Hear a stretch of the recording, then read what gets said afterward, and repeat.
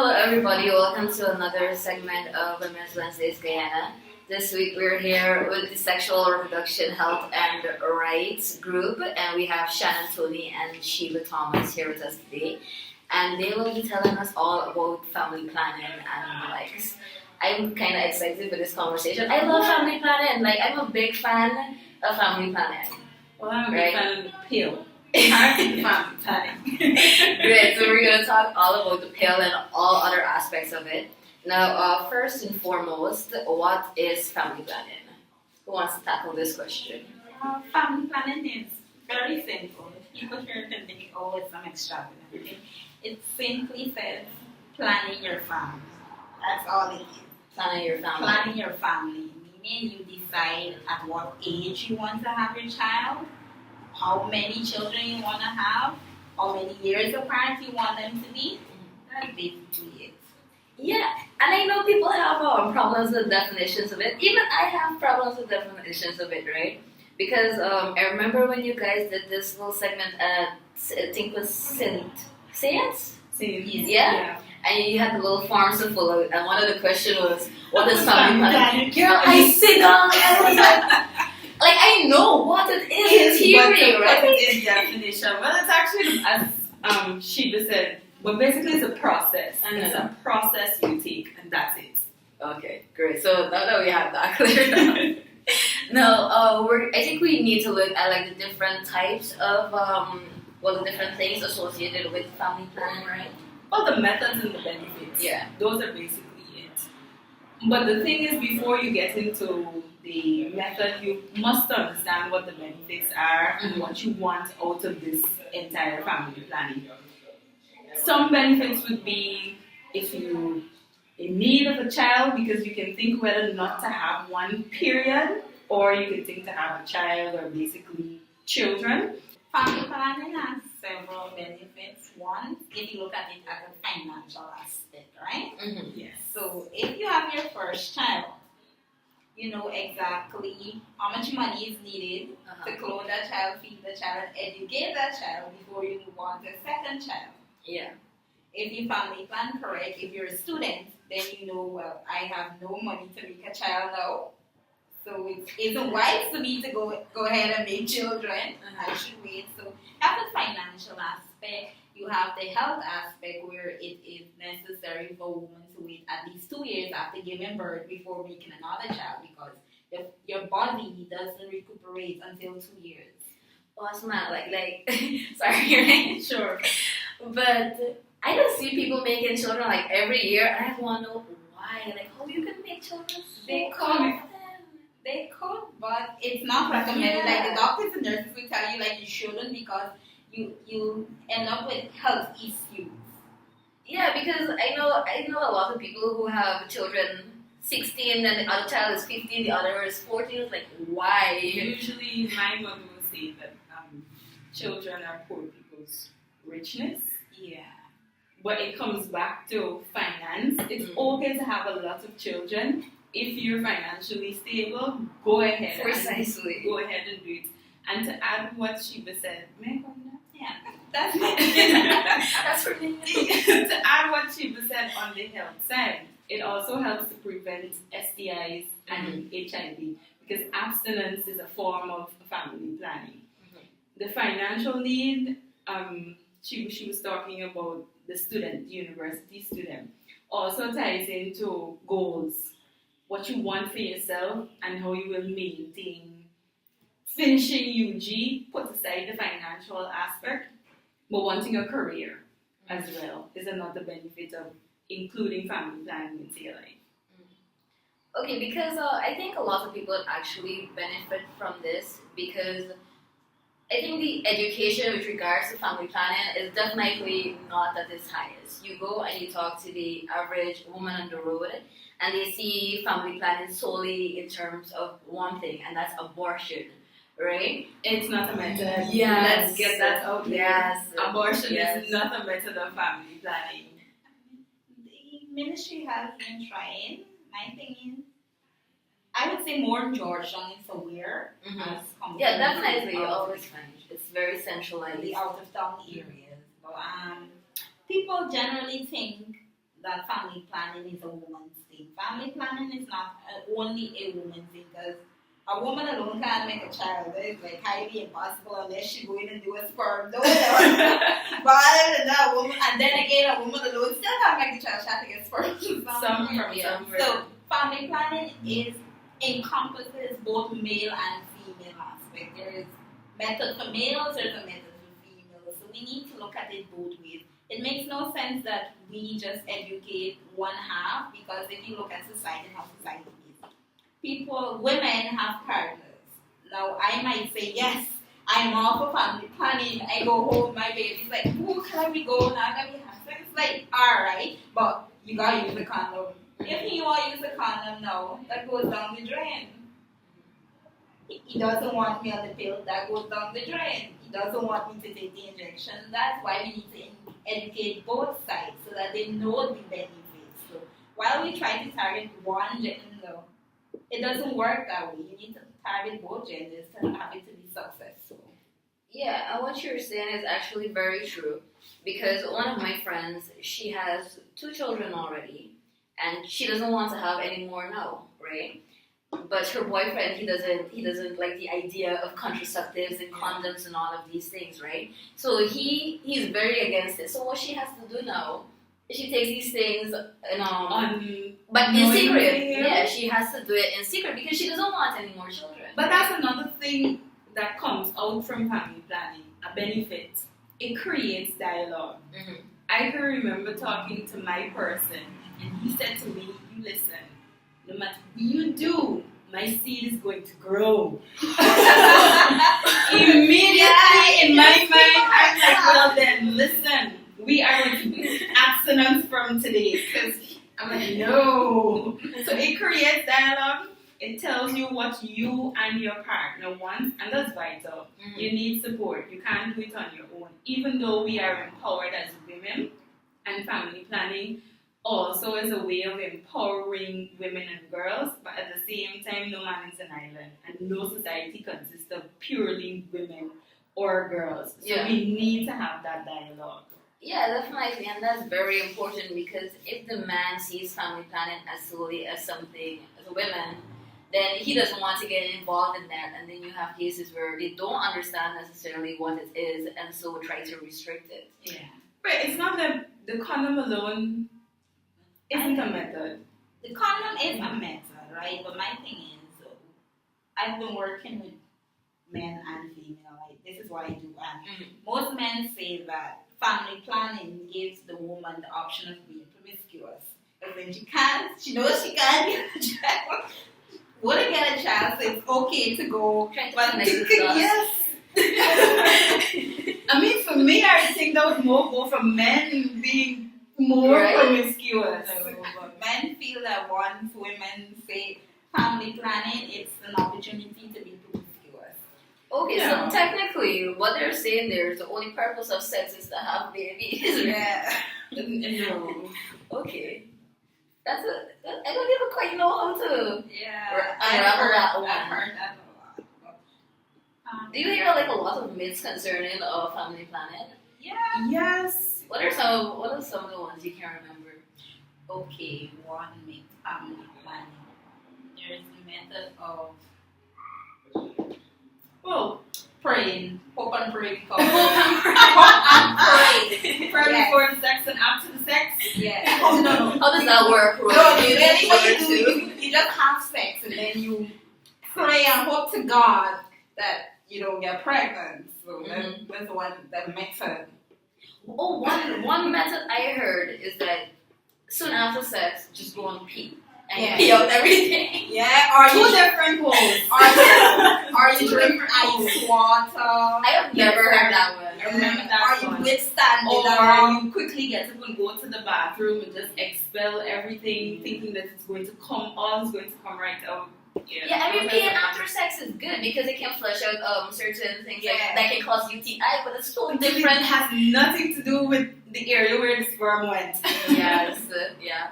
So, with regards to different methods, then, or I don't know how you term it, but with regards methods, methods of contraceptive. There is natural, and then there is traditional method. chemical. Yeah. That's where you use hormonal method, Mhm. or there's the barrier method. No. The natural methods are rhythm and coitus interruptus. That's just simply when you pull out before you breathe. Pull out method. But that is one of the the coitus interruptus would be considered not so much high up there to prevent the pregnancy, Uh-huh. because you're in the moment most of the time, and not all the time you're going to want to pull out, and then maybe you have a partner that's just strong enough to hold Yeah, it doesn't happen. Some people feel like, no, come up, and you just cling on, right? Cling on. Yeah. right?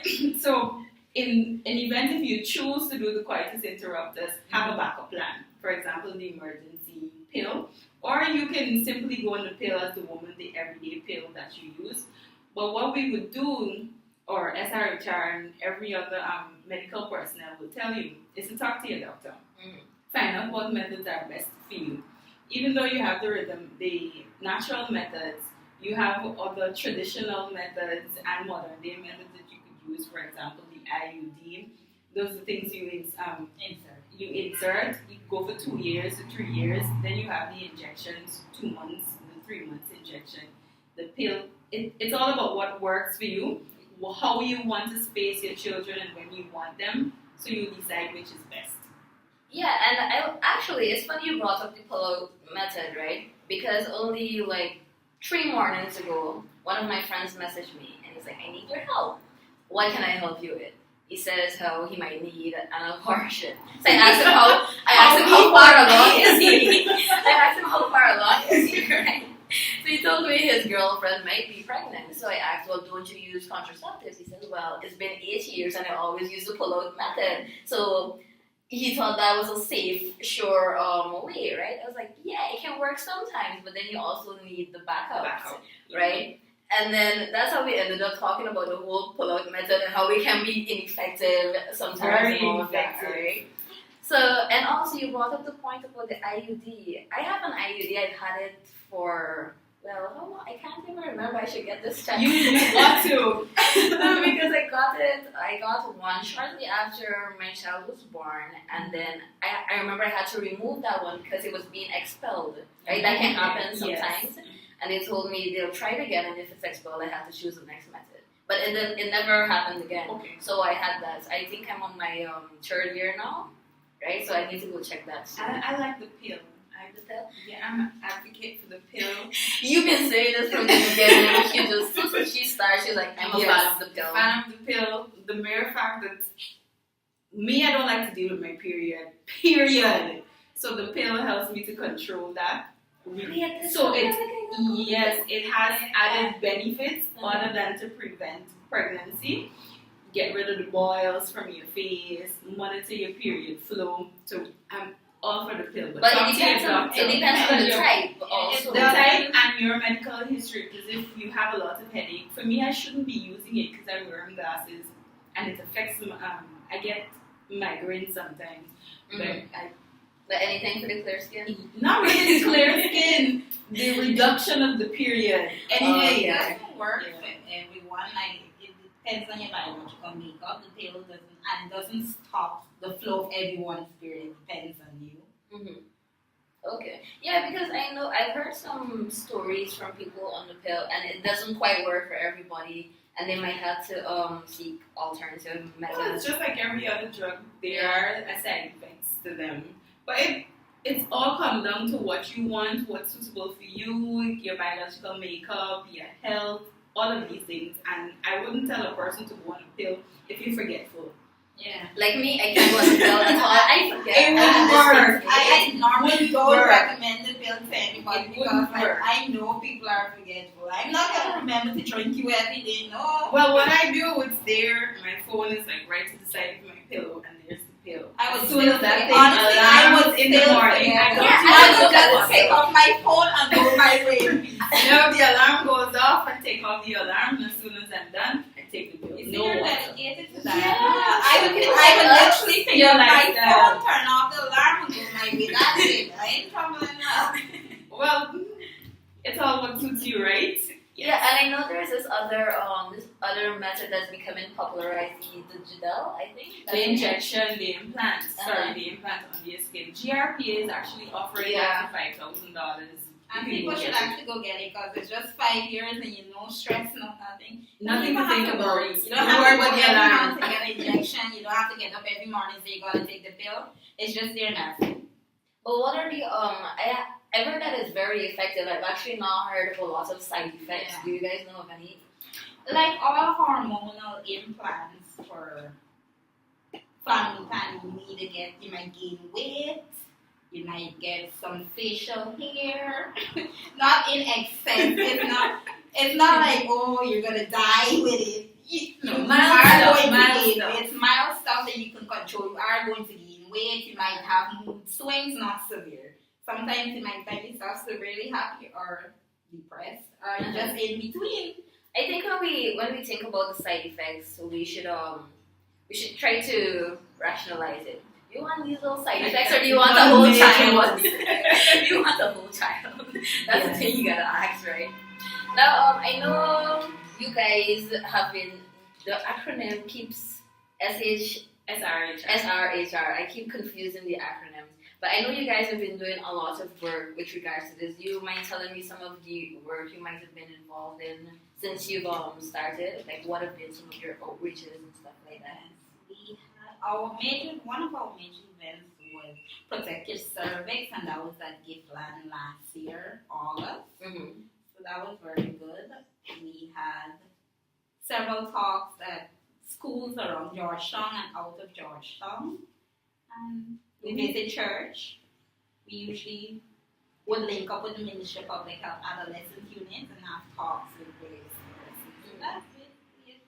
Nice. I think I actually saw the Protect Your Service thing, and I was a big fan of it because there was so much misinformation being spread about cervical cancer during the time, and I thought it was very important conversation to have, right? And it was good to add to the awareness as well. We also had Control Your Seed. That was Control Your Seed. Yes, that was a hashtag I loved. That was in December. Yes, Control Your That's Seed. family planning focused on meals. Control Your Seed. I like it. Hashtag Control Your Seed. Yeah. And that was online based. What is? We had outreaches for it last year. I think it was November. I can't really remember if it was November, December. We had an outreach at the Fruiters Conkers Football Club there in, what's it called? Tubville? Yeah. Tubville, where we sensitized basically the entire community there about controlling your seed as well as cervical cancer. Okay, that's good.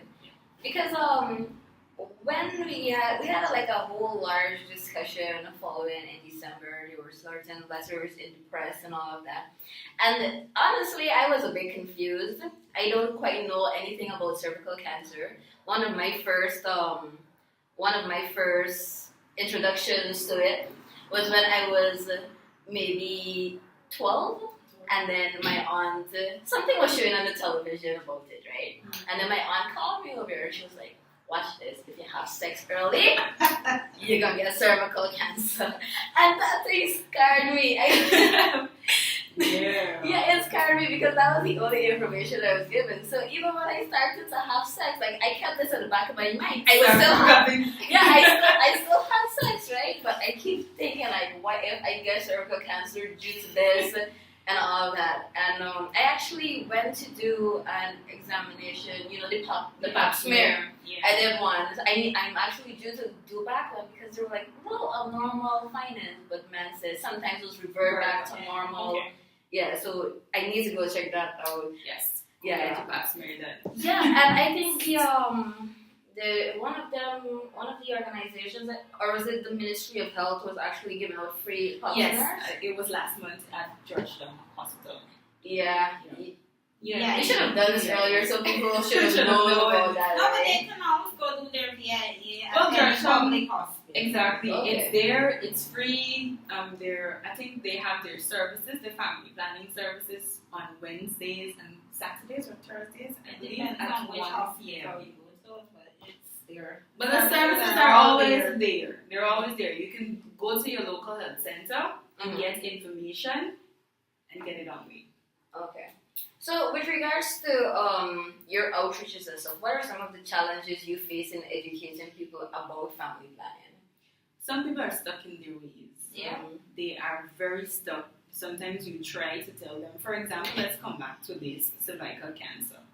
You want to tell them that, all right, we're giving injections, the girl's age is 30, and you outline what are the benefits, and it's better to have a prevention better than cure. People are set in their head that the government is trying to do you this, the public is trying to do you that, and nobody's actually taking the time to sit and analyze and to think about what we're actually saying to you. That's the biggest drawback we have. Persons set in the way they think.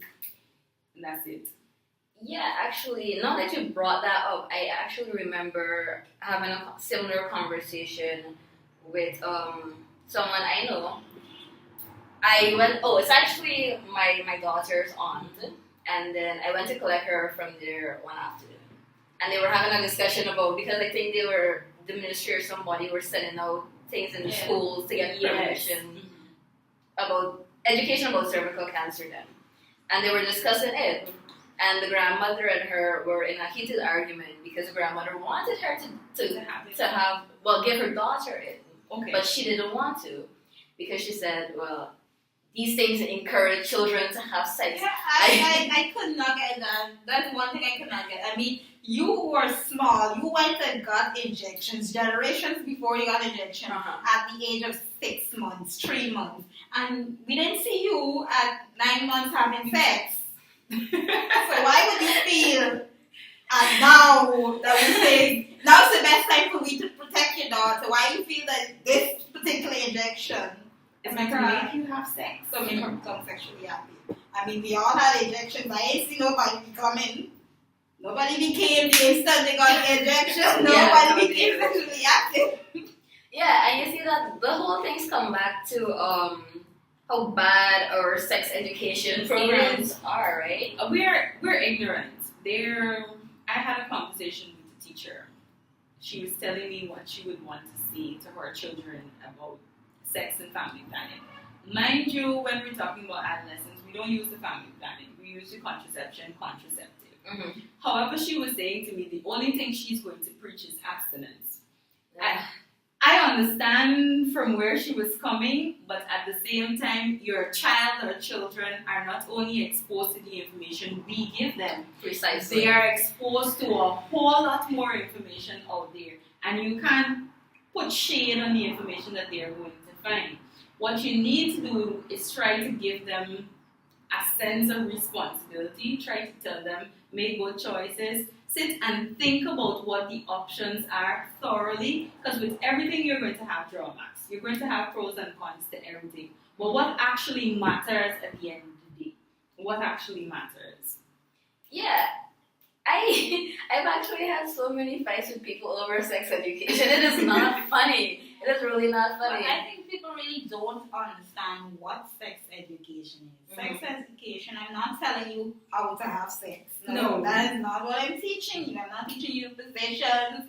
I'm not teaching you anything. I'm basically teaching you about your reproductive organs and how to protect yourself. That is basically what sex education is. Nobody's going to go into primary school, a secondary school, and say, hey, try this position and do it this way. No, that's not sex education.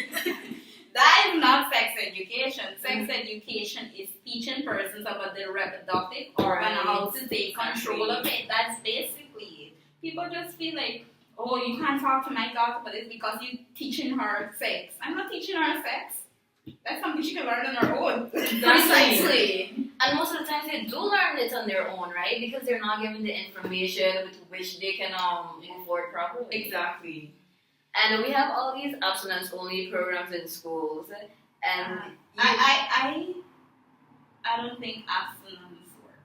it doesn't. It's been proven. It's a method. It's a method. But abstinence only? No. I preach that method, but my thing is, in a society where persons are being sexually active at the age of 12 and even earlier in primary school, I would not preach abstinence only. I'm not blind. Mm-hmm. I feel people out there believe they're blind and they're going to turn a blind eye, but You have to recognize the society and the time is changing. So preaching abstinence only wouldn't reduce the amount of teenage pregnancy we have in Guyana. No, it wouldn't. Teaching safe sex would reduce that. And you know, people will hear us talking about this, right? And then they would still go on to preach abstinence. They would ignore all the data that studies upon studies upon studies of proven. I can understand from where they're coming with the abstinence point of view, because I don't think no mother or you can no understand father that, wants but to- then you can understand it. But you have to incorporate everything We else also have to into be it. wise. You can't Exactly. just say, "Oh, my daughter's." Excuse me, when your daughter's out of your sight or your At the end you of the know day, what it's their they're doing. choice. Have you any clue what they're Exactly. doing? It matters not how much you trust them or how you train them. At the end of the day, that individual has a choice to make. Listen, I went to school where abstinence only was taught. I still had sex. The thing is, I was not educated properly about the ways in which you can have safe sex and stuff like that, right? So of course that affected me in some way. I got pregnant, right? So if we don't teach kids these things, then what really are we preparing them for? And then the other thing is, they either teach abstinence or they don't talk about sex. Sex is the biggest. To this day, It's so hard to sex- shut down. to this day, sex is the biggest taboo. No. You can't even talk to an adult about sex. That is very true. Some of them can't even say the word sex. I've done many talks about sex education. Some of the guys, you'd be surprised, some guys, and I tell them, if you can't say the word sex, then you can't have sex because you aren't ready for sex. I think that's how we're gonna start talking to some people. But you gotta keep it constant. You Mhm. can't talk about it today and leave it back. What the teacher actually said to me, I'm going to leave it up to you, Miss Toney, the science teacher, to tell her about the other methods. But it needs a reinforcement everywhere you go. You can't just talk about it here and let it stay here. Mhm. You have to let it go out there. You have to give some sort of reinforcement. Let the child feel comfortable. Let the adult feel comfortable Yeah. that it's okay to talk about it in any environment, in any setting without fear. It's because we also associate so much shame and fear with sex too, so it makes it so difficult to have these conversations. Sometimes I have a difficulty talking about sex. I have a difficulty talking about sex with my other half, but in this setting, no problem. No problem. No problem. Great, and I think it's great that we can have these conversations and kind of educate people more about this. That's why I really like the work that you guys do. And what kind of activities do you guys have planned in the near future with regards to? Well, come Saturday, Mhm. the 3rd, at Giftland Mall, we have on the ground floor, we have a pad drive. We're talking about the menstrual flow, Nice. what it means, and we're getting out all the taboos on menstruation, and also we're looking forward to you helping out our girls to have a good flow when the month comes. Mhm. So come out, bring your stuff, a pad, a liner. If you want to do a monetary donation, we're welcoming you. Great. I think I want to come to that because Yes. I was so unprepared for life, Gerald. So unprepared for life, right? Because nobody talks I don't to think you. you were alone. Yeah, nobody talks to you about anything. And I talked about this only last week where I was never told about my period or anything, right? And the first time I had my period, I was an early bloomer. So the first time I had my period, I was like 10. And I was at a kids party. Wow. So I just come in from hugging and playing with Barney and all of these people. And I got into the washroom and I just see blood. And I started freaking out because I'm not expecting this. I don't know what this is, right? And I feel ashamed now because why is there blood here? And so I just took like a bunch of tissues and I went backside. I went back outside to play. And it wasn't until like the next month I was playing cricket, and then that's when it came out and everybody saw. And I Sorry. I know I was scarred. You see, so this is why I'm so big on these things, because we need to educate persons. We need to prepare them for this, Yes. so that when it happens, we don't see them stuck in toilet table like with a back and play with Barbie, right? So come out. We'll sensitize you a lot on the menstrual cycle. Great. So we're almost to the end now. So I don't know if anything else you guys want to bring up that we might not have covered or looked at more in depth. Anything? I think that's about it. Yeah, we actually did cover quite a lot in this short space. Yes, we have. Yes, we have. Remember, family planning is everybody's business. Men, you are encouraged to talk to your partner about family planning. It's not just the woman thing. Also, when it comes to the menstrual cycle, men, you need to know that we go through this every month until a particular time in our life. So you need to get with the know. Come out with us and we'll enlighten you. See you there. Until next week.